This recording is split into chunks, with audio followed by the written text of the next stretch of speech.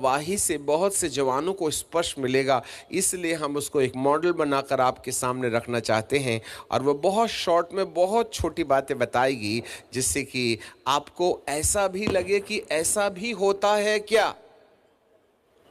मैं अनुश्री से निवेदन करूंगा कि वो हमारी बिटिया आएगी और प्रभु की चंद्र बातें जो उसके अपने ओन एक्सपीरियंस, उसके प्रार्थना के जीवन के बारे में बारीकी से सुनिएगा।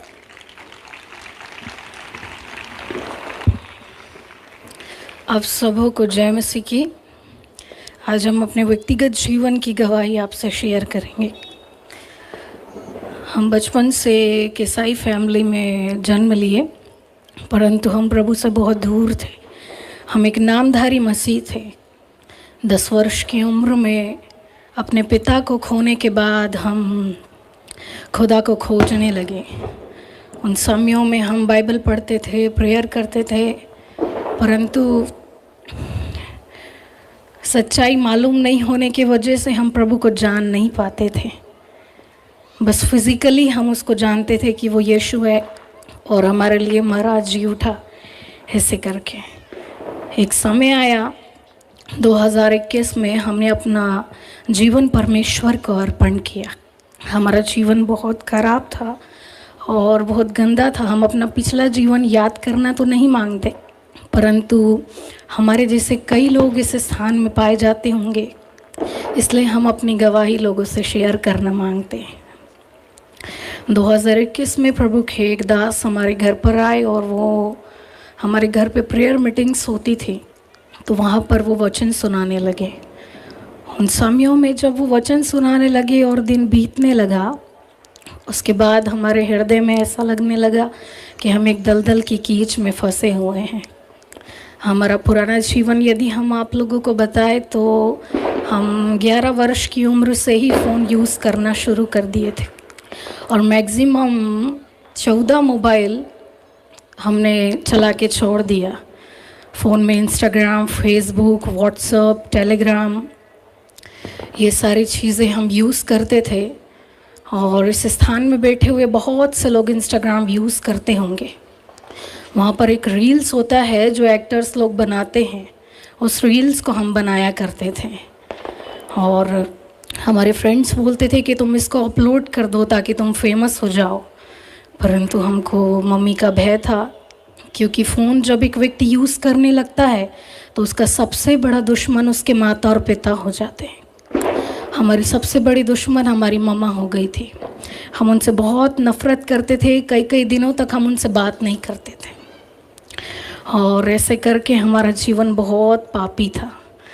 हम सुबह 7 बजे से लेकर के जितना नाइट होता है रात के 2 बजे या 12 बजे तक एनी टाइम हमारे हाथ में फ़ोन हुआ करता था। यदि फ़ोन में 0% बैटरी भी है तो हम उसको भी नहीं छोड़ते थे, वो भी हमको चाहिए होता। फ़ोन में गेम होता है फ्री फायर, जो भाई लोग बहुत खेलते हैं, उस गेम को हम खेला करते थे। वो गेम हमारे लिए एक नशा बन गया था। हम जैसे ही सो के उठते थे तो प्रेयर नहीं करते थे, नाइट पे प्रेयर करके ज़रूर सोते थे और तकिए के नीचे अक्सर लोग बाइबल रख के सोते हैं ताकि भूत ना सताए। उसमें से एक हम थे। तो जैसे ही मॉर्निंग में उठे तो हम जिंदा उठ गए हैं, इस कारण से हम प्रेयर नहीं करते थे और सीधे उस गेम को खेलना शुरू कर देते। यदि आप फ्री फायर को यूट्यूब में सर्च करेंगे और उसमें जब एक व्यक्ति विनर होता है तो उसमें 999 करके आता है। यदि हम उस 999 को उल्टा कर दे तो वो 666 बन जाता है, तब जा कर के हम उस गेम में विनर होते हैं और उस गेम को हम खेला करते थे। हम बहुत अनजान थे प्रभु से, ये सारी बातें हमको नहीं मालूम थी कि ये सारी चीज़ें डेविल की है और हम नरक की ओर जाते जा रहे हैं। परंतु प्रभु के दास आए और जब उनसे हम वचन सुनने लगे, उसके बाद हमको ऐसा महसूस होने लगा कि हम गलत राहों में चल रहे हैं। और उसके बाद फिर हमारे कज़न के घर में एक प्रेयर मीटिंग थी, वहाँ पर हम गए। हमारा पूरा फैमिली था। हमारी 2 सिस्टर्स को वहाँ पर वर्शिप में होली स्पिरिट मिला। हमको ये भी नहीं मालूम था कि होली स्पिरिट कैसे मिलता है और लोग कैसे पवित्र आत्मा पाते हैं। इन समयों में हमको वर्शिप ख़त्म होने के बाद मालूम चला कि उनको होली स्पिरिट मिला है, तो हम दुखी हो गए और रोने लगे। उन समयों में वही पास्टर प्रचार करने लगे और हम मैक्सिमम 1.5 आवर्स कंटिन्यू रोते रहे कि प्रभु उनको मिला, हमको क्यों नहीं मिला। और हम कंटिन्यूस रोने के वजह से लास्ट टाइम में जब मैसेज ख़त्म हो गया और लास्ट में एक वर्शिप सॉन्ग हुआ और उन समयों में भी हम रो ही रहे थे, तब खुदा ने अपना पवित्र आत्मा हमको दे दिया।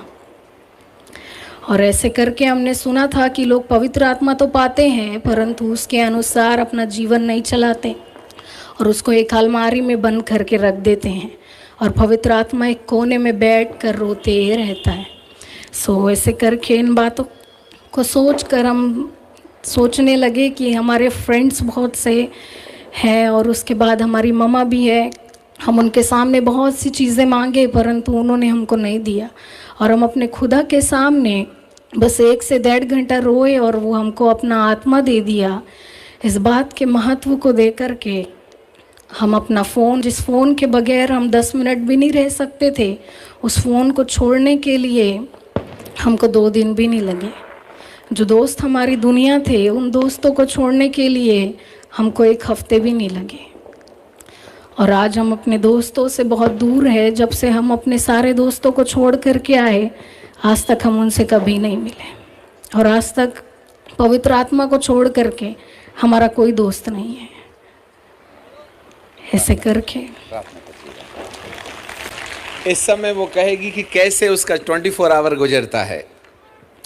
जब खुदा ने हमारे व्यक्तिगत जीवन को बदला तो धीरे धीरे हमारा प्रेयर लाइफ बढ़ता गया। 2021 में प्रभु ने हमको पहला एक्सपीरियंस दिया। जब हम प्रेयर में बैठे हुए थे, हमको किसी ने नहीं सिखाया कि प्रेयर में बैठना चाहिए। हम जैसे ही प्रेयर में बैठे हुए थे, उन समयों में हमारी देह से आत्मा निकल गई और उसके बाद जाकर के हमारे आत्मा 2 पंखी स्वर्गदूतों ने हमको लेकर के मध्य आकाश तक लेकर के गए। और मध्य आकाश में बहुत बड़ा शैतान का गढ़ है और 2 पंखी स्वर्गदूतों की बस की बात नहीं है कि वो उस मध्य आकाश से हम लोगों को पार कराए। सो ऐसे करके जब हमारी देह से आत्मा निकलती है, 1000 एंजल्स हमारे प्रोटेक्शन में होते हैं और उसके बाद फिर 2 पंखी स्वर्गदूत हमको मध्य आकाश तक लेके जाते हैं। वहाँ से फायरी एंजल्स आते हैं और फिर वो हमको मध्य आकाश पार कराते हैं। उसके बाद जाकर के 6 पंखी स्वर्गदूत आते हैं जो पिता के सिंहासन के पास होते हैं। और 6 पंखी स्वर्गदूत हमको खुदा की महिमा की ओर लेकर के जाते हैं। हम अपना एक ऐसा ही आत्मिक अनुभव आप लोगों के सामने बांटना चाहेंगे, ना केवल हम परंतु पिछले समयों में प्रभु के और भी अभिषिक्त दास जो इस धरती पर थे और अब प्रभु के साथ आत्मा में होकर के सेवकाइयाँ दे रहे हैं। प्रभु के दास साधु सुंदर सिंह, प्रभु के दास DGS दिनाकरण, प्रभु के दास D जॉन रविंद्रनाथ और प्रभु के दास कैलाश महर्षि जो अभी भी इस पृथ्वी में जीवित पाए जाते हैं। सो ऐसे लोगों से हमारा इनकाउंटर होता है और हम उनसे आमने सामने होकर के बातें करते हैं।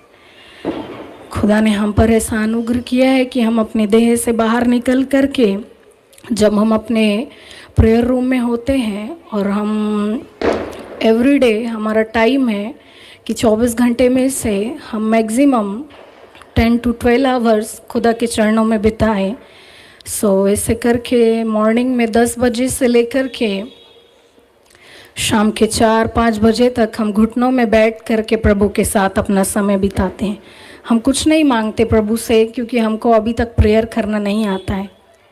हम बस इतना ही बोलते हैं कि प्रभु हमको आपकी आवाज़ सुनना है। सो ऐसे करके हम अपने 6-7 घंटे में जब प्रभु के साथ अपना समय गुजारते हैं, उन समयों में हमारे विचार समाप्त होने के बाद में, हमारा मन खाली होने के बाद में और संसार से अलग होने के बाद में हमारी देह से आत्मा निकल जाती है और ऐसे ही प्रोटेक्शन के साथ हम ऊपर जाते हैं। और उसके बाद ऐसे ही एक बार हमारी देह से आत्मा निकल गई और हम ऐसे ही प्रभु की महिमा में गए। स्वर्ग में जाने से पहले एक स्पिरिचुअल रिलम होता है, स्पिरिचुअल वर्ल्ड जो भौतिक संसार के समान दिखाई देता है, पैराडाइज अदन की वाटिका। सो ऐसे ही हम वहाँ पर पहुँचाए गए और वहाँ पर हम बैठ के रोने लगे, क्योंकि खुदा 2022 का ये विज़न था। 2022 में खुदा ने जिन विज़न्स को हमको दिया था 2023 में हमको पूरे होते हुए दिखाई देने लगे। उन समयों में हम बैठकर रोने लगे कि प्रभु आप कैसे अपनी सृष्टि को बर्बाद कर सकते हैं, आप कैसे उसको नुकसान पहुंचा सकते हैं। उन समयों में प्रभु के अभिषिक्त दास मोसेस बाबा और एलिया बाबा हमारे पास आए और मोसेस बाबा बोलते हैं कि परमेश्वर की जलजलाहट मनुष्यों पर भड़की हुई, वो अपनी जलजलाहट मनुष्यों पर निश्चय पूरी करेगा। सो ऐसे करके उसके बाद भी हम रोने लगे। प्रभु के अभिषिक्त दास इन बातों को बोल करके हमारे पास से चले गए। उसके बाद एक स्वर्गदूत दिखाई देते हैं और जिस पैराडाइज में हम थे उस पैराडाइज में एक स्थान में थोड़ा पानी भरा हुआ था और वो स्वर्गदूत बोलते हैं कि यहाँ पर अपने पैरों को धो ले। जैसे ही हम अपने पैरों को धोने जाते हैं उन समयों में हमको ऐसा लगता है कि हम अपना अस्तित्व खो चुके हैं। उसके बाद फिर शैफंकी स्वर्गदूत आते हैं और उस स्वर्गदूत हमको स्वर्ग में लेकर के जाते हैं। जैसे ही हम स्वर्ग में एंटर करते हैं उसके बाद हमको एक कमरे में लेकर के जाया जाता है। उस कमरे में बहुत से वस्त्र होते हैं। हम ऑलरेडी एक वस्त्र धारण किए होते हैं, परंतु एक स्वर्गदूत आते हैं ट्रे में एक श्वेत वस्त्र लेकर के। जिस वस्त्र को हम धारण किए होते हैं वो उस ट्रे में रखे हुए वस्त्र से वो वाला वस्त्र हाई क्वालिटी का होता है। जब हम उसको देखते हैं तो हम विचार करने लगते हैं शायद हमको खुदा के सिंहासन के सामने जाना है। उन समयों में जैसे ही हम उस वस्त्र को धारण करते हैं उसके बाद जा कर के कुछ स्वर्गदूत हमको सीढ़ियों से लेकर के खुदा की महिमा में लेकर के जाते हैं और प्रभु के सिंहासन के पास जाने के समय में हम मैक्सिमम उनके सिंहासन से 1 किलोमीटर दूर रहते हैं और प्रभु सिंहासन में बैठे हुए होते हैं और उनके चेहरे से एक बिजली के समान निकलने वाली रोशनी दिखाई देती है। हम उनके चेहरे को तो नहीं देख पाते, परंतु उस चेहरे को निहारने के लिए बार बार वहीं देखने की वजह से कुछ समय बाद में वो लाइट डीम होने लगती है और जैसे ही वो डीम होने लगती है उन समयों में हम प्रभु का चेहरा देखते हैं और खुदा का चेहरा देखते समय में हमको दिखाई देता है कि उसकी आंखों से आंसू बह रहे हैं। कुछ समयों बाद हम फिर देखते हैं, फिर से वही तेज उनके चेहरे में आ जाता है और उसके बाद हम बहुत कोशिश करते हैं कि उस तेज में हमको वो चेहरा दिखे, परंतु वो नहीं दिखाई देता। हम आइट साइड स्वर्गदूतों को देखते हैं परंतु वो बातें उनको भी नहीं दिखाई देती है। सो ऐसे करके खुदा अपनी महिमा में लेकर के जा कर के हमको स्वर्ग से वापस लेकर के आते हैं। Praise the Lord. Thank you. God bless you.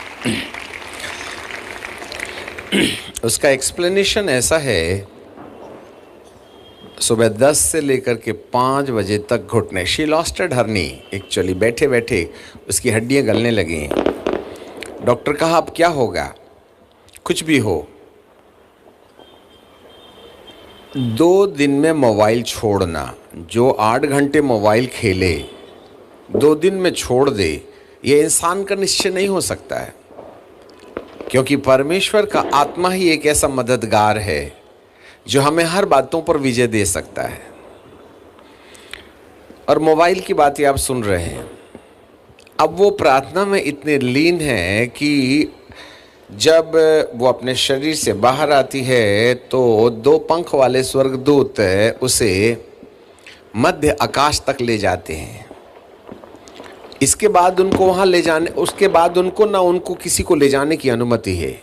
वहाँ से आग से बने हुए स्वर्गदूत अपने पंखों के कवर में ले जा कर के दुष्ट आत्माओं की दुनिया से पार कराते हैं। ये मिड हेवन क्रॉस करने के बाद ये आग वाले दूतों का काम खत्म हो जाता है। वहाँ से 6 पंख वाले स्वर्गदूतों की मिनिस्ट्री, ये रिले रेस है। और 6 पंख वाले स्वर्गदूत अब हाथ पकड़ कर उसे अदन के बगीचे, पैराडाइज, सुखलोक में ले जाते हैं। वहाँ प्रभु के संतों से मुलाकात होती है। अब आप कहेंगे साहब ये क्या है, एलिया बाबा, मूसा बाबा, रविंद्रनाथ जी, साधु सुंदर सिंह जी, इन संतों से भेंट होती है पैराडाइज में। ये मिड हेवन के ऊपर है और वहाँ पर बहुत से संदेश एलिया बाबा, मूसा बाबा के पास में है। एलिया बाबा मतलब भविष्यवक्ताई अभिषेक, और मूसा बाबा बोले तो एपोस्टोलिक अनॉइंटिंग। ये दो ही महत्वपूर्ण सेवाएं हैं जो धरती में उथल पुथल करेंगी, जिसको आज हम प्रकाश में लाना चाहते हैं। तब 6 पंख वाला स्वर्गदूत उस सुखलोक से और ऊपर ले जाते हैं और वहाँ एक थोड़ा सा पानी भरा हुआ है। ये बैप्टिज्म है। ऑलरेडी इसने एक सफ़ेद वस्त्र पहना है, परंतु इन वस्त्रों के पहने से हम परमेश्वर के सन्मुख नहीं जा सकते। इसके उस परमेश्वर की उपस्थिति में जाने के लिए एक और अगली ग्लोरी और एक अगला वस्त्र चाहिए। और 2 दिनों से सुबह में हम वस्त्रों के बारे में बातचीत कर रहे हैं और आज भी उसको फिनिश करेंगे। जब